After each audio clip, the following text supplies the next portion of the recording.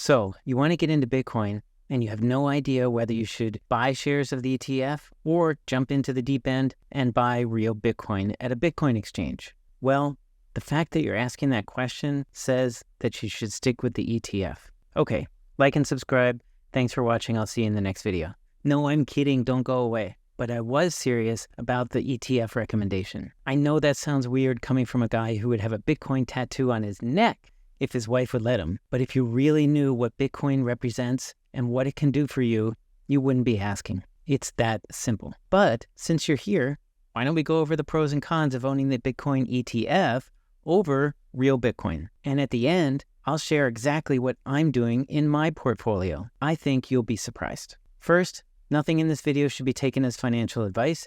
You can and should do whatever you want with your money. Yes, we finally have 11 Bitcoin ETFs. Those are exchange-traded funds, trading on regulated exchanges, being offered by regulated brokerage houses, except Vanguard, of course.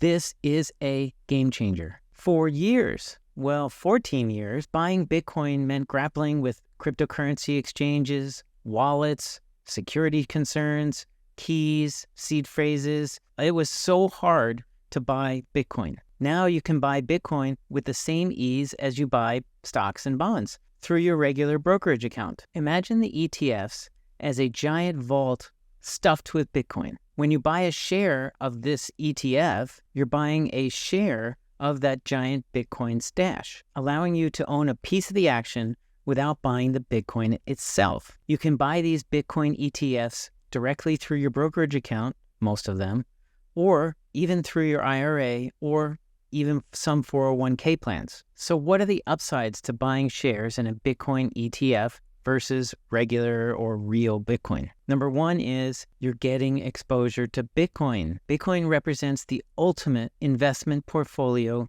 diversification instrument, and every portfolio should have some Bitcoin in it. Not financial advice. Number two, unlike regular Bitcoin, there is no regulatory uncertainty with a Bitcoin ETF. Investment firms that host your brokerage account undergo tremendous regulatory scrutiny. Now, that doesn't mean that shenanigans aren't going on behind the scenes. They are. Big banks have paid billions of dollars in fines over the last decade for their unprofessional and illegal behavior. And that's just the things that they got caught doing. But there are regulations set up to protect the consumers that these brokerage houses have to comply with. And the third point expands on the last one. Buying a Bitcoin ETF through your brokerage firm is something that you're completely, or could be, completely familiar with. You know the brokerage website, you know the process. It's just like buying any other stock or bond. And the fourth pro to owning the Bitcoin ETF versus regular Bitcoin is that ETFs are a turnkey operation. They hold the Bitcoin for you. Again, you're not buying Bitcoin. You're just buying a little slice of the pie of a fund that holds Bitcoin. So when you do buy shares of this Bitcoin ETF, you simply just send them the money and they take care of all the nasty bits. No wallets, no addresses, no keys, no lost Bitcoin. It's thought that as much as 4 million, or about 19% of all the Bitcoin that will ever exist, is gone forever. Well, it's not gone, it's on chain, but nobody can access it and nobody ever will forever due to lost keys and or mishandling of the Bitcoin. I can tell you from experience, there is no amount of Bitcoin that I am comfortable sending from one address to another. It always makes me nervous. And the fifth point, scams, or more specifically, lack of them.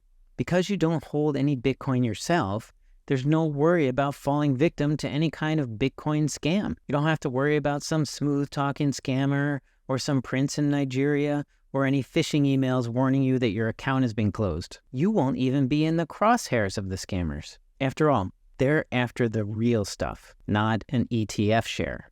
Well, that sounds pretty good, right? I'm starting to wonder myself. Well, let's go over the cons of owning a Bitcoin ETF before we decide, okay? The first con of owning a Bitcoin ETF, and this is a big one for me, is that you don't own anything. You don't have any sovereignty, you don't have any control, you don't have any freedom, and you don't have any self-custody. You're simply buying a slice of the underlying asset. You can think of it really as an IOU. And when you sell the shares of the ETF, you get cash back, which I suppose you can then go out on your own and buy regular Bitcoin. But at no point can you convert shares of an ETF into the underlying asset, Bitcoin. The second con of owning the Bitcoin ETF is that they're traded on regulated exchanges, and as such can only be traded during a limited window of time during each business day. Bankers' hours isn't a cliche for no reason. Sorry, bankers. Between holidays, weekends, shortened hours, it's amazing anything gets done at all. In addition, settlement of a trade on a brokerage account can take as many as 5 business days. I just sold some shares of an ETF and the shares weren't gone out of my account for 5 days. It's ridiculous. As someone who's familiar with how things work in crypto, anything that takes 2 to 5 days to settle is insane. Crypto exchanges operate 24/7, 365 with no breaks for Flag Day or Groundhog Day or tea times. And the third downside to owning a Bitcoin ETF is the fees. All 11 approved Bitcoin ETFs charge an annual fee against your holdings. Right now, most of them, except one, charge around 0.25%. That doesn't sound bad, right? That's $2.50 for every $1,000 invested. When I say it that way, you can see how the fees could add up and become a drag on the performance of the fund. By design, the Bitcoin ETFs can never match the performance of Bitcoin itself. On the other hand, there are no fees associated with holding Bitcoin yourself. It's free. Only small transaction fees that you incur when you send Bitcoin from one address to another. Millions of dollars of Bitcoin have been sent around the world for pennies in a split second. It's crazy. And the fourth downside to owning a Bitcoin ETF is you introduce what's called counterparty risk. Basically, that's a third person between you and your money. You have to trust that they have your best interests in mind and that they know what they're doing, which is not always the case. Last summer, a company called Prime Trust lost the encryption keys to one of their wallets holding about $45 million of customers' cryptocurrency. It's gone forever. This is a reputable holding company, so think about that. No one, I mean no one, will ever care as much about your money as you do. And lastly, Bitcoin ETFs can charge egregious price spreads and suffer from what's called tracking errors. Only the market can decide what the price spreads end up being that these companies charge on the purchase of their shares. And they could be significant. That is, they buy Bitcoin for this price and they charge you this price. It's too early to tell how it's going to shake out. Also, the ETFs are not intended to perfectly track the price of the underlying asset. In fact, they settle up only once a day, and that's when they try to get the number of shares to match the underlying asset. So if more shares were purchased, they buy more Bitcoin, and if shares were sold, they end up selling Bitcoin. But they only do that once a day. So the price action during the day is entirely within the fund itself, not so much due to the fluctuations of the price of Bitcoin underneath. So the short answer to your question is yes, you should buy the ETF. Listen, real Bitcoin is not for everyone. Bitcoin was intended for people looking for an escape hatch, looking for a type of freedom that they can feel in their gut, and for people who don't mind giving the middle finger to the system. And that's definitely not everybody. Ultimately, the decision is yours to make. But for me personally, in situations where I can't buy real Bitcoin, I'm actually using MicroStrategy as my Bitcoin proxy. The ticker symbol is MSTR.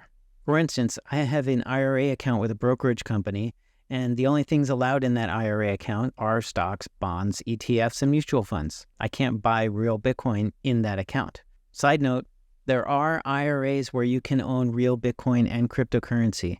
One is unchainedcapital.com, and the other one I can think of is itrustcapital.com. Back to my IRA. In that account, I have purchased some shares of MicroStrategy to fulfill my diversification requirements. MicroStrategy has spent $4.6 billion since August of 2020 buying 189,150 Bitcoin and adding it to their corporate treasury. MicroStrategy does not pay a dividend, but they also don't charge me any fee to hold the shares, unlike the ETFs. In addition, unlike the ETF, MicroStrategy can use their Bitcoin as collateral against a loan, which they can then use to buy more Bitcoin and effectively leverage their position. You can't do that with an ETF. Well, that's a wrap.